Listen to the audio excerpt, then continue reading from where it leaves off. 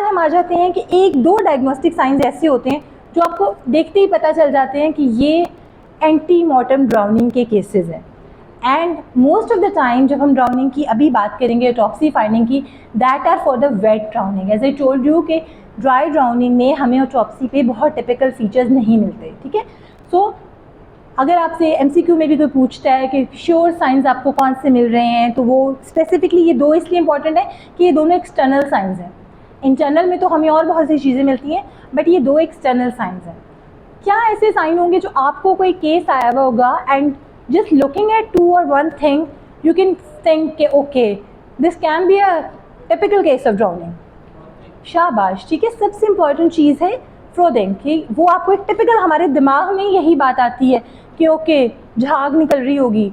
दो कंडीशंस होती हैं जिनमें आपको फ्रोदिंग बड़ी टिपिकल नज़र आती है और आप दो कंडीशंस को एसोसिएट करते हो डेथ्स की with frothing. One is this drowning, other is poisoning, ठीक है। and most of the time with the opium poisoning. Then how would you differentiate the both just on the basis of the frothing? This is a viva question.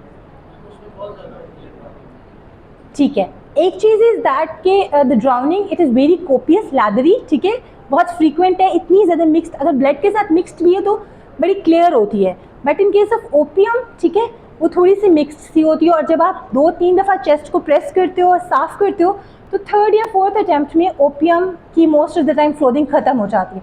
But as in case कि फ्रोदिंग बहुत ज़्यादा होती है, हम देखेंगे कि क्यों इतनी फ्रोदिंग बनती है इन केस ऑफ ड्राउनिंग, तो आप जितनी दफ़ा भी प्रेस करते जाते हो ना आपको फ्रोदिंग मिलती जाती है और वो बड़ी मतलब लेदरी प्रॉपर वाली फ्रोद होती है in case of drowning.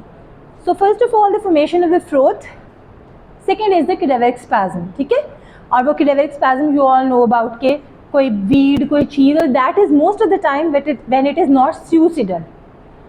Accidental और homicidal cases most of the time, जैसे एक्सीडेंटल के अंदर ही और she can have some weed some soil, कोई चीज़ जो वो एकदम से बचने के लिए अपने यूज़ कर सकते हैं। बट ज़्यादा जो अथेंटिक चीज़ है वो फॉर्मेशन ऑफ फ्रोद है, because cadaveric spasm if it is present it can lead to drowning, but if it is negative ये रूल आउट नहीं करती कि ड्राउनिंग नहीं हुई, ठीक है।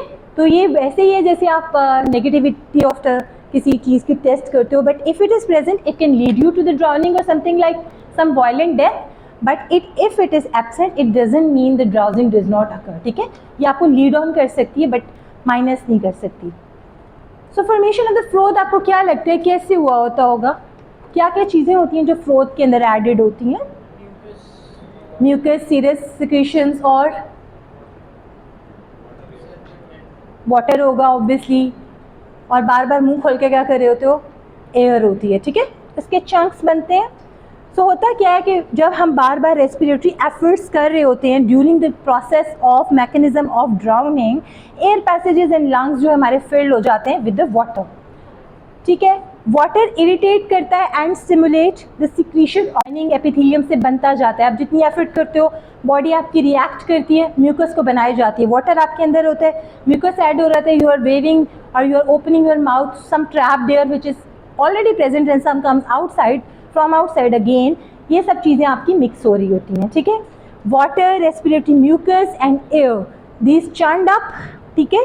और ये वायलेंट रेस्पिरेटरी जो मूवमेंट्स थी वो सब, और ये प्रोड्यूस करती हैं fine froth which is a typical sign of drowning, और उसकी वजह से जो लंग्स होते हैं वो बहुत वोल्यूमिनस हो जाते हैं, बलूनस लंग्स उन्हें हम बोलते हैं, वो बड़े बड़े भारी लंग्स होते हैं, दैट आर टिपिकल। और दैट इज़ वाई कि आप जितनी दफ़ा मर्जी साफ़ करते हो आपका पूरा respiratory passages including the lung is full of that froth which is basically a coping mechanism था ये, क्योंकि आपकी बॉडी ने रिएक्ट करना है विद दैट, लेकिन that is also a feature कि वो बॉडी की बताता है, इंडिकेटिव होता है that the death is because of the drowning, like this is a typical drowning.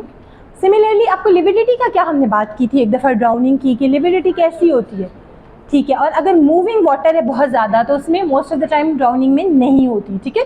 अगर आपकी स्पेसिफिकली दूसरी बात ये भी होती है कि अगर बॉडी को बाद में भी डाल दिया है, अगर बिल्कुल शुरू में, तो आपको लिविडिटी मिल सकती है, depends on the dependent part. तो वो आपकी इंडिकेटिव नहीं है कि ड्राउनिंग की वजह से डेथ हुई है, वो बॉडी इन द वाटर की बेसिकली होती है। और अगर नहीं है तो वो बल्कि ज़्यादा फेवरेबल होती है कि आप देखते हो कि भाई बिल्कुल कुछ ऐसा नहीं है, इसके तो लिविडिटी ही नहीं हुई, वेट मीन्स के मूविंग वाटर में से हमें बॉडी मिली है, लिविडिटी भी नहीं है, तो मोस्ट प्रॉब्ली ये केस एंटी मॉर्टम ड्राउनिंग का है, ठीक है।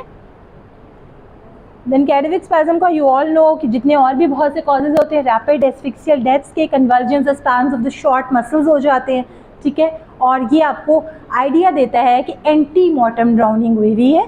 तो पर ज़्यादा जो हमने बात की थी ना, ड्राउनिंग है या नहीं है, that is more for the फ्रोदिंग.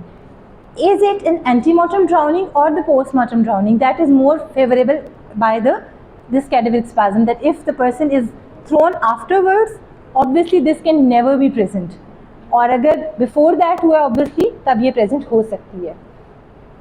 So you all know about cadaveric spasm very well. Weeds, sands, कोई भी ऐसी चीज़, तो it can help you कि the drowning is antemortem in nature. Like this, you can see the weeds or sand or anything can be present clenched